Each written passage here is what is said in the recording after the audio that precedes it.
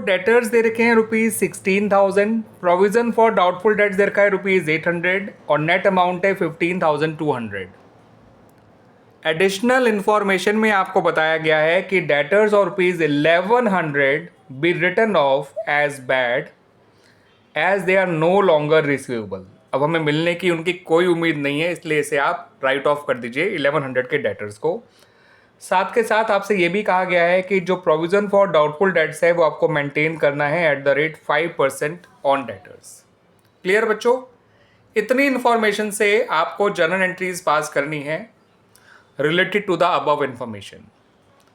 तो बच्चों, एंट्रीज बनाने से पहले आप सबसे पहला काम जो करेंगे वो ये है कि new provision for bad debts या new provision for doubtful debts आप निकाल लेंगे। इसको निकालने के फॉर्मूले को ढंग से देखिए बच्चों। आपको डेटर्स का ओरिजिनल अमाउंट लेना है जो कि 16,000 है। ओरिजिनल अमाउंट का मतलब ये वाला अमाउंट। इसमें से बैड डेट्स के अमाउंट को माइनस करना है। पुराने प्रोविजन का कोई रोल नहीं है बच्चों, ध्यान रखिएगा। किसको माइनस करना है? बैड डेट्स को, into rate of new provision. ये आ जाएगा बच्चों 14,900। इसका 5% निकालेंगे तो ये आ जाएगा 745। तो नया प्रोविजन फॉर डाउटफुल डेट्स कितना निकल कर आया बच्चों? ₹745। ठीक है बच्चों, आइए अब अपनी एंट्रीज बनाते हैं। तो हमारी सबसे पहली एंट्री बनेगी बैड डेट्स की, डेटर्स के बैड प्रूव होने की। तो जब डेटर्स बैड प्रूव होते हैं तो उनको राइट ऑफ किया जाता है डेटर्स को। तो एंट्री बनती है bad debts account debit to debtors account.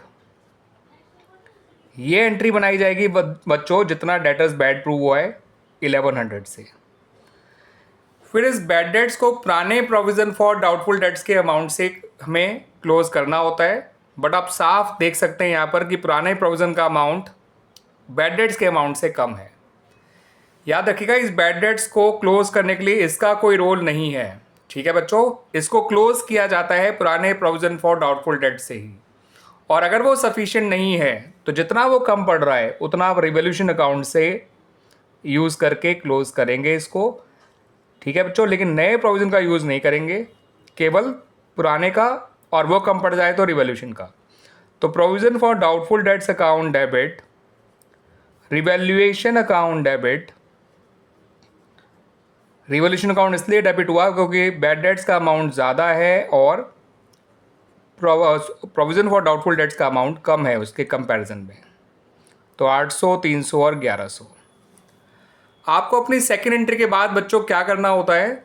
आपको कंपेयर करना होता है नए प्रोविज़न को और पुराने प्रोविज़न को।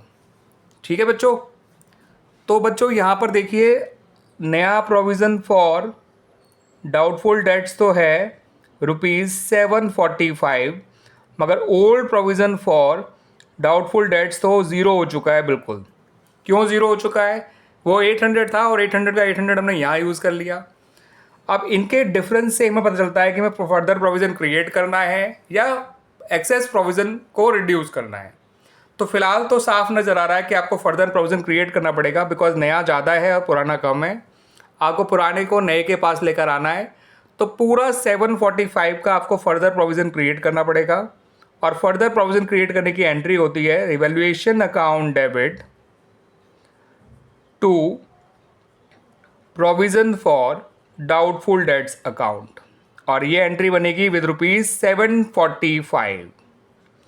क्लियर बच्चों? तो इस तरह से हमारी ये तीनों एंट्रीज बन गई हैं। क्लियर बच्चों?